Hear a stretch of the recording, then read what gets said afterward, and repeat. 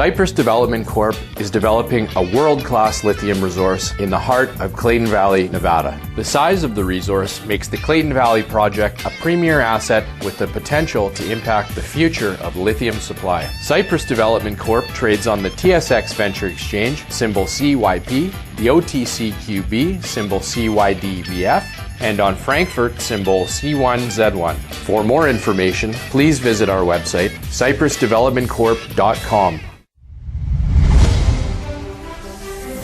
Welcome to the Goddard Report. Comments made on the Goddard Report and TalkDigitalNetwork.com are an expression of opinion only. Here is Jim Goddard. My guest is Azmairnin Jadavji. He's the People's Party of Canada candidate for North Vancouver. You can find him online at Azmairnin2019.ca. Welcome to the Goddard Report. Thank you, Jim. I've got to say that Canada is at a crossroads. We need to have a civil discourse to explore solutions, and the fact that you've called me and are asking about our platform is commendable. And I want to thank all the people that are engaged and listening to your podcast to hear the different platforms and make a sound decision. Mm-hmm. The poet Rumi had said, out beyond the ideas of wrongdoing and writing, there is a field. I'll meet you there. And we need to have a dispassionate conversation about the issues that affect us in Canada. Mm-hmm. First of all, can you give us a bit of your background? Well, I immigrated to Canada with my family when I was 10 years old. My parents were both professionals, an accountant and a legal secretary, hardworking, independent free thinkers. I grew up in Richmond, and I went to UBC and UVic. I left university early. I founded a legal services company, which has had a 30-year history of growth. My company focuses on restorative justice and stands up for those typically young Canadians who commit offenses, have their record cleared, and get a fresh start. And since 1989, I'm proud to say that I've helped over 100,000 people across Canada. And we have to remember that forgiveness is the cornerstone of a just society. As a very famous man said, let he who has not sinned cast the first stone. I'll go on a little bit, Jim. I'm also a father of 4 children. I live on the North Shore, and it's like living in a forest. I love it here. What attracted you to run for the People's Party? Well, the People's Party is a brand new party, which has had the fastest growth in Canadian history. Within 1 year, we have over 40,000 committed members and candidates in almost every riding. Our message is resounding with that silent majority of Canadians. And we're a principle-based party, open to new ideas based on individual freedom, personal responsibility, respect, and fairness. And just like all the other Canadians, I think our traditional parties have failed us, and we want a fresh start. Is the People's Party proposing a common sense revolution? Well, yeah, we are. We are all about common sense. The problem is that traditional parties have a lack of vision, and political correctness is getting in the way of truth and getting in the way of finding solutions. So we have bold solutions to the problems that have beset Canada. Bold solutions like lower flat tax system, practical solutions to climate change, sustainable immigration, and upholding our charter right of freedom of speech. These are commonsensical things that we're very proud to be putting forward. What are your thoughts on the People's Party's immigration platform? Well, that the immigration issue is something that dogs us. People mischaracterize our platform. We are pro-immigration. However, we believe that immigration levels have to be sustainable so that our newcomers are set up for success, just as my family had a chance to succeed. The Liberals and Conservatives have increased immigration by 40%, and they want to increase it more in the next term. This buys them votes in the short term, but if we look 20 or 30 years down the road, it could be catastrophic for Canada. There's already a crisis in affordability in housing, education. Many of the newcomers who have come recently are living in shelters and don't have a fair chance at housing, education, or jobs, so they're set up to fail. And we don't recognize their credentials. We don't give them language training. So this is going to be a problem, and this could lead to intolerance, and it's going to move away from the welcome that Canada generally gives to immigrants. Now, when I talked to Maxime Bernier, the leader of the party, he thought about 150,000 people a year into Canada, qualified candidates, would be a good target. because the Liberals were hitting for, 350,000? Now that's a Burnaby and a half added to Canada every year, and Burnaby's BC's second or third largest city, I should say. Yeah. Where would we put 350,000 people? Is that the biggest problem? We'd love to have you all come visit and stay, but we don't have the place to put you. We're not building affordable housing fast enough. Is that the issue? Well, that's one of the issues, and that's an important issue, because when I'm campaigning, everybody talks about housing. Based on our current demographics in the Greater Vancouver area, we need 300,000 units a year to accommodate our own people. So yes, if we had an influence on new people, it doesn't take rocket science. It's supply and demand. You've got, 350,000 more people a year, and generally the immigrants settled in the largest city, Toronto, Montreal, Vancouver, and these are the cities that are having the highest spike in housing affordability. Mm-hmm. Is this election the people of Canada versus the globalists? It seems to be that we've forgotten to put ourselves first. There's talk that Justin Trudeau wants to get a seat on the United Nations Security Council, and he's put our values and our interests on the table, ante them up just to get that seat on the Security Council. We need to go back to common sense, look after our own people. How important is it for new immigrants to assimilate in Canada? It's very important for people to assimilate into our country.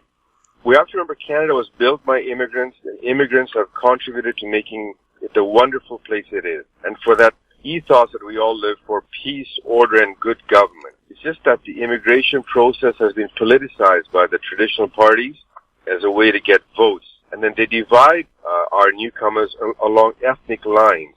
Per capita, we take in more immigrants than most other countries, and it's unsustainable. And if you take in so many people, and we have already issues in affordability in housing, education, and jobs, we're going to be creating ghettos. And it may not be politically correct to say that, but we have to use our common sense. This has happened in Europe as well, when large numbers of newcomers are taken at the same time. They are relegated to places outside of the main cities, and then strife grows. So assimilation is very important, and it's a numbers game. If we take in a sustainable amount, we can help them assimilate, integrate, and succeed like all of us have succeeded. Does multiculturalism unite Canadians? I'm proud to be called a Canadian, not a hyphenated Canadian, not a different tier or class of Canadian. Canada celebrates diversity, but not at the expense of our unity. Multiculturalism was an idea brought by Trudeau Sr. in 1982. Before that, we were all simply Canadian. I think we need to go back to that. We need to get rid of that legislation and celebrate our unity as Canadians. This hyphenation of Indo-Canadians, Muslim Canadians, skiing Canadians, sunbathing Canadians, whatever, these hyphenation is dividing us. We have a Canadian identity, and we need to celebrate that. And we've tried multiculturalism. It's not for us. Does Canada need to protect itself from being taken over by radical political and religious ideologies from other countries? Well, of course, we don't want to be taken over by radical ideas from anywhere. But, I want to be remembered for standing up for democracy and for free speech. And when we do get elected, I want to work on repealing acts like Section 13, which censors what people might find politically incorrect.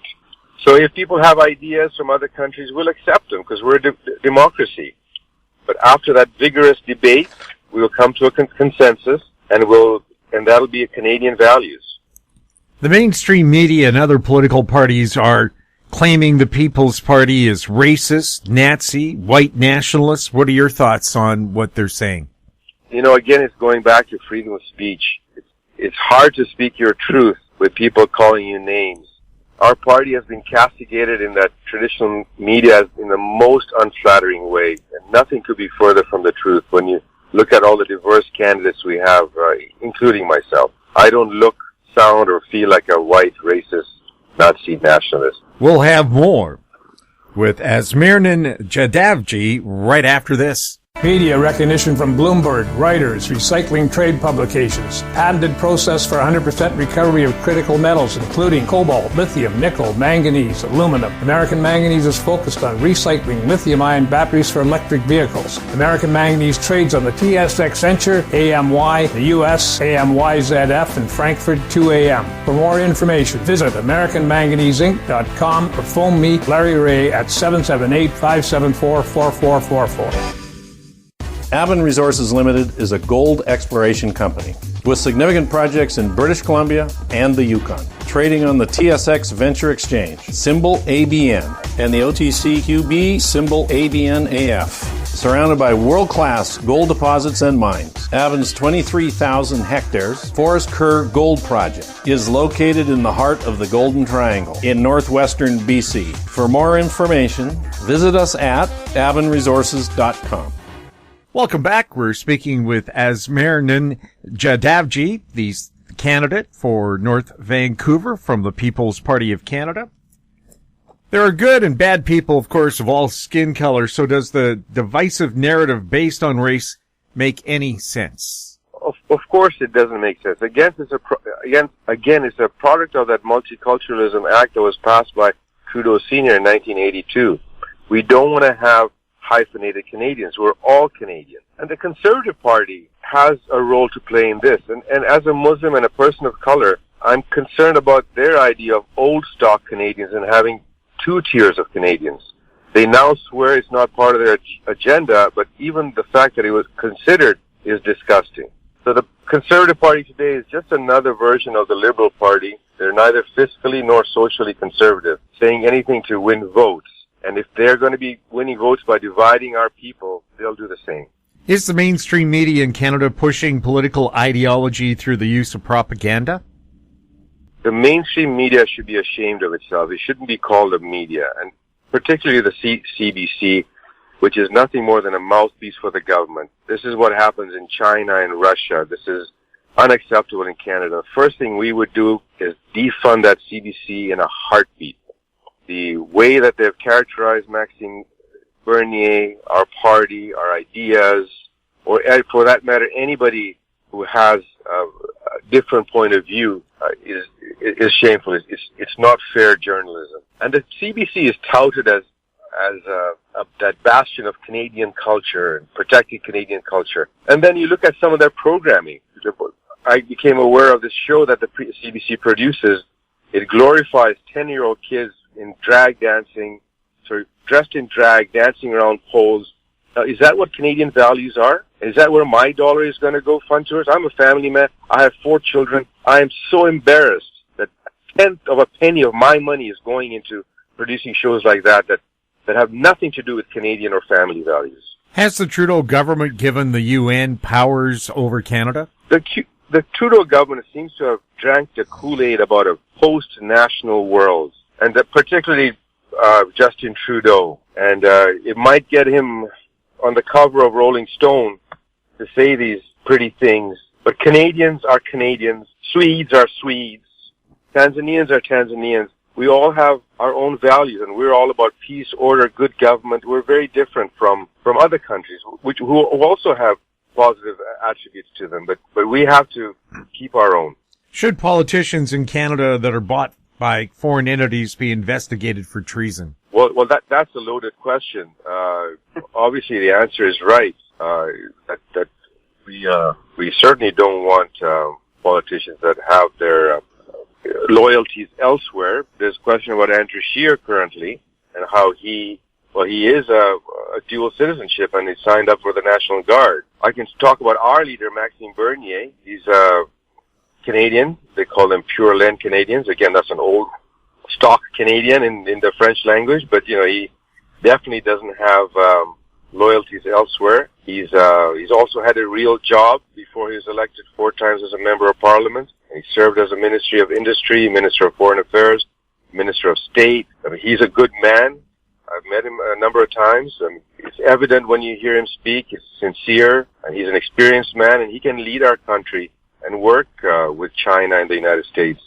And we can't say the same about the leaders of the other parties, the drama teacher and the career politician, and both of them their loyalties, Trudeau's loyalties are with that post-national United Nations world, and Andrew Scheer is a unknown quantity. He's only, 36 years old, and like I said, a dual American-Canadian citizen. Well, of course, the Conservative ads in the last election said Justin Trudeau wasn't old enough to be Prime Minister. Well, Scheer is younger than Trudeau was at the time. Plus, Mr. Scheer is a dual citizen. Excuse me. He's also an American. Should a person who holds dual citizenship, especially with a country we have to negotiate, be allowed to be Prime Minister? You know, if you asked an 8-year-old girl that question, she'd say no. It's a no-brainer. Why would we want somebody with divided loyalties? It's a conflict of interest. If you went to a court of law, they would say, well, why with this party and this party? And then that judge would say, out. That's a good question. He's the wrong guy to lead this country. He's too young. His loyalties are divided, and he's got no experience. He's been in a House of Commons since he was 25 years old. We hear the U.S. has corruption within its justice system. Could Canada have the same problem? It's not could Canada have the same problem. Canada has that problem. One reason I decided to run for the People's Party is as I was disgusted with the conduct of the Prime Minister of our country interfering in a criminal proceeding. That does not happen in Western democracies. That's a third world banana republic totalitarian state behavior. We don't do that in Canada, and I don't know why we're not talking more about that. You don't interfere in a criminal prosecution for your friends. That's the wrong thing to do, and it's a slippery slope. Do new immigrants naturally vote left? Do new immigrants naturally vote left? It seems to be that way, and that's why we find these heightened, increased levels of immigration. It's a vote bank for these parties, for the Liberals certainly, and even for the Conservatives. And the Green Party is also jumping on that bandwagon. They want to bring in 450,000 immigrants a year. And the way it works is, these people come from other countries. They say, well, the Liberals let me in. I'm going to vote Liberals. The Conservatives let me into this wonderful country. I'm going to vote Conservative. The Green Party let me into this country. I'm going to vote Green. So, and you can't blame them for that because they're still naive, and it takes some years to get your wits together. That's what the ramifications are for blindly voting for a party that bought your vote. We'll have more right after this. Engineer Gold Mines is focused on the exploration and development of the historic high-grade Engineer Gold Mine situated 32 kilometers southwest of Atlin, British Columbia. Engineer Gold Mines is fully permitted for surface and underground exploration with the 2019 drill program now underway. Engineer Gold Mines Limited trades on the TSX Venture Exchange, symbol EAU. For more information, please visit us at engineergoldmines.com. Don't miss out. Stay informed. Receive the HowStreet.com weekly recap with thought-provoking podcasts, radio, and articles delivered to your inbox. Sign up for the HowStreet.com weekly recap on our homepage at HowStreet.com. Welcome back. We're speaking to Azmairnin Jadavji. He's the candidate for the People's Party in North Vancouver, British Columbia. Should the Senate be elected instead of appointed? Well, we are in a parliamentary system. It'd be great to abolish the Senate, but if it was effective, responsive to the people's, and that the only way we can do that is through electing them, and we need to cut their terms as well. Currently, they're appointed for life, I think, until age of 80, and that doesn't make sense either. We definitely need reform in the Senate. The debate now seems to be left versus right. Whatever happened to right versus wrong? I know that's a shame that that politics these days is distilled into black and white. Same things has happened with our cousins in the South. And that's why we need the People's Party, and that's why our common sense message is resonating everywhere, is because we want to talk about the issues, about the policies, and not start name-calling and not voting blindly because that's the red party and that's the blue party and that's the green party. We're the policy party. People's Party election signs are either being defaced or removed. Who's worried about your party? You know, in North Vancouver, we find that it's a swing riding, and we find that we are getting reception from both the Liberals, a positive reception from both the Liberals and the Conservatives. We're winning votes from both of them. So the chances are that it might be supporters of those two parties that are defacing our signs. But then you've got the curmudgeonly NDP here too. So, it's back to freedom of speech. We put up our signs. We've got volunteers putting them up. We paid for them. They're in respectable places that don't affect traffic. And it's a shame that some people have to resort to vandalism and then acts of violence to curtail what we have to share with the community. What are the main issues in your riding of North Vancouver? Well, the main issues in our riding and everywhere in Canada is affordability. 43% of Canadians are $200 away from insolvency. That's shameful. The jobs that have been created are all part-time, low-paying jobs. Housing is expensive. It's hard to find places in universities for our own children because we have so many foreign students coming into Canada. Bread and butter issues are what preoccupy people in North Vancouver. The Conservatives are saying they'll make life more affordable. What are the policies the People's Party has that could make life more affordable for people? Well, the Conservatives are going to say they're going to make life more affordable. They're going to tax us more and then give us credits for sending our kids to violin lessons or taking public transit or taking parental leave. These are all little boutique tax credits. Our solution is very simple. We're just going to tax people less, and they can use their money how they see fit. And when these Conservatives and Liberals say we're going to give you these programs back, they're bribing us with our own money. And when they collect that $100 from us, it's not that the $100 comes right back to us. They collect $100, and 50% of that goes into friction, it's called, compliance costs, paying the salaries of the bureaucrats who have the full dental coverage, the 6 weeks paid holidays, the disability pensions, all that stuff, so sick leave. So yeah, what we're going to do is just going to have simple taxes. You pay less, you keep more money in your pocket, and you decide how you want to spend it.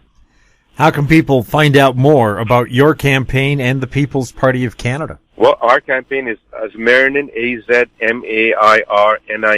2019.ca, and our office is at 225 Lonsdale Avenue, Lonsdale and 3rd in North Van, and we're within striking distance of winning, so come and lend us a hand. Azmairnin, thank you so much for being on the show.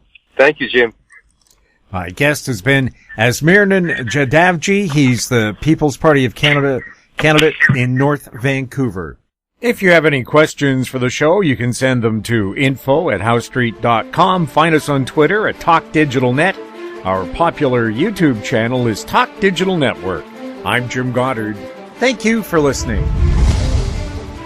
Comments made on the Goddard Report and TalkDigitalNetwork.com are an expression of opinion only. The Goddard Report is available online and mobile at TalkDigitalNetwork.com. The Goddard Report is a production of Howe Street Media Incorporated.